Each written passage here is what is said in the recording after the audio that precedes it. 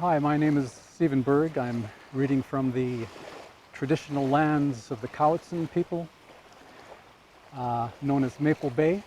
Some of the poems I'll be reading are from my book, Beacons, Blues, and Holy Goats, published a couple years ago by Ayless House Press. A lot of my poetry has to do with exploring the line between the solid stuff of earth and the more ethereal stuff of the spirit. This poem is called Black Turnstones. When you return to me on some new day, we'll walk to the cliffs, then descend to the shore. And when I point out the black turnstones picking their way along the wave-washed rocks, searching for acorn barnacles and corded limpets, we'll cheer to see their humble sandpiper bodies insinuating themselves, monk-like, into the jagged cloisters of their granite abbeys. Wait till they take flight, you'll say, and we'll wait, and they'll lift in quick chorus, and we'll trace the scapular flare of their wings, the whirring utterance of Amen, a declaration of divinity, patterned against the green slate sea.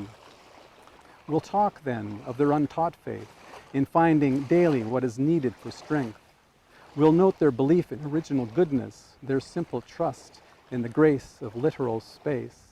And we'll pause too, won't we, at some twinkling tide pool, some gentle rivulet running over basalt, some gleaming sea star, some reflective stillness on sun-glazed sandstone, some intrepid sea palm swaying in the psalm of heavy surf, open to connection, open to communion, open to conversion, the ora et labora of this botanical beach.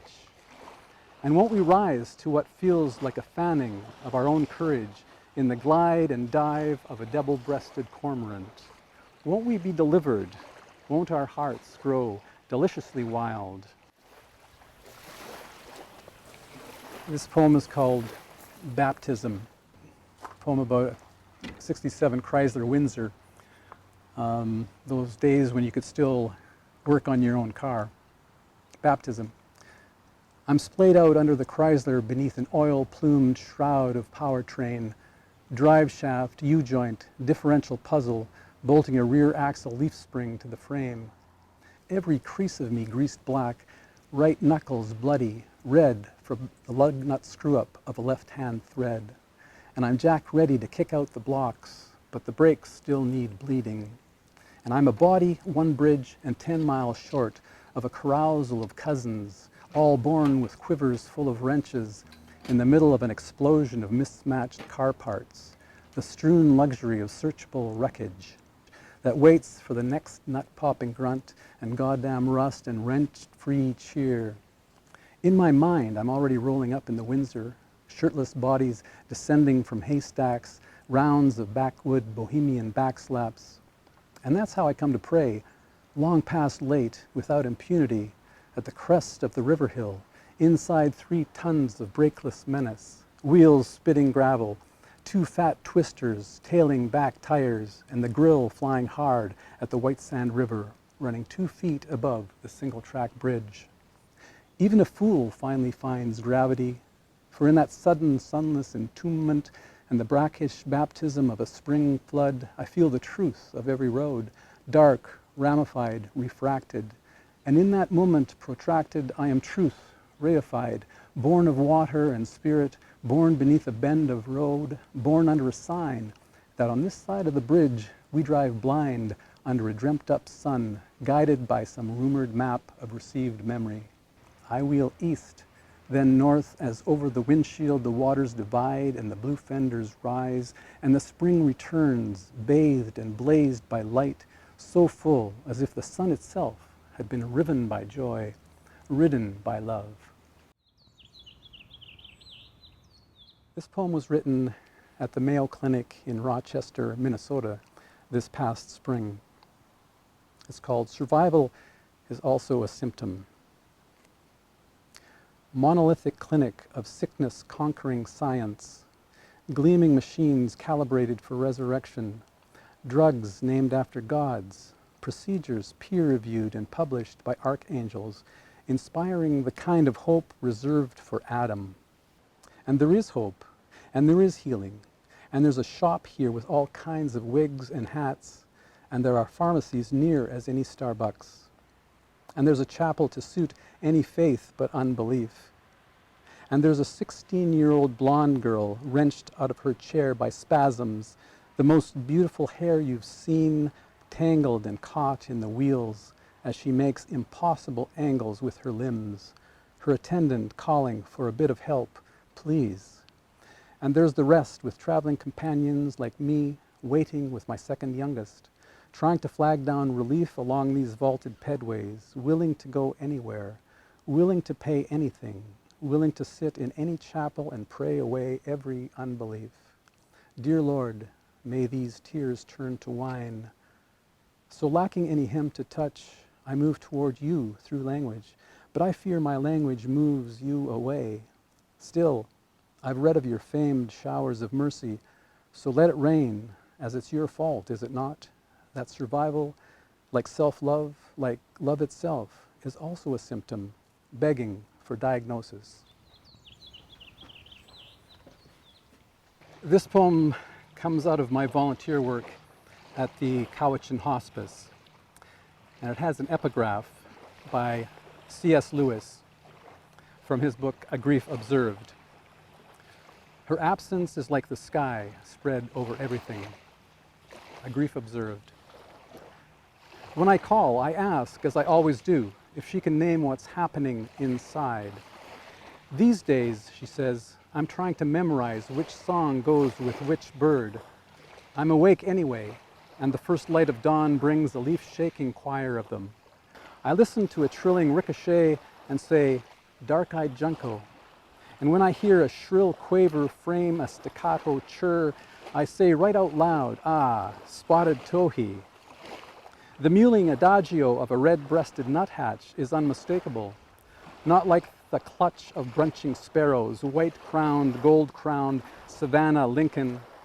I often get them crossed, all but the 8-tonal chipping sparrow, more jackhammer than song.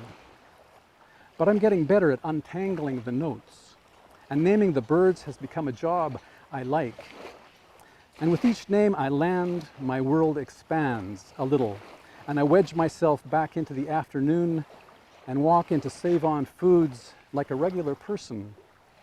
In time, I hope to see green again, because where there's all this blue, there's got to be green. Yesterday, a great blue heron flew by the upstairs window, looking for all like an oracle. Later, I found myself sitting under a yellow cedar, and I heard a cooing, wailing, then a bright, piercing call. Right away, I knew what it was, and I smiled at myself, and I smiled at the marbled murrelet hidden by a spread of thick limbs, 70 feet up. Invisible to me, but there nonetheless, like a brush with divinity, and I felt real close to my partner of 28 years. My lover for longer, and I shifted my body, made room in the air for the air of her, which quite unexpectedly helped me to stand.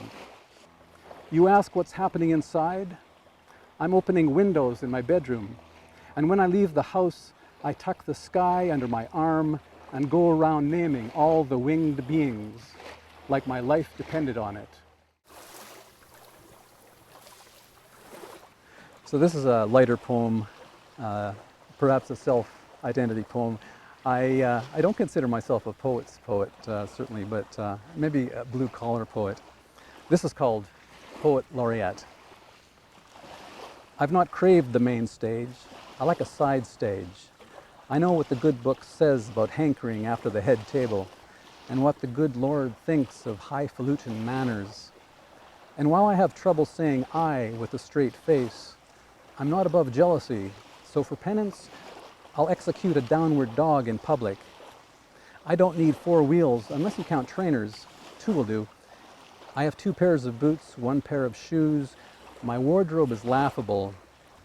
I've minored in the idiosities with surprisingly high marks. I prefer lime to limelight. I like editing better than inspiration.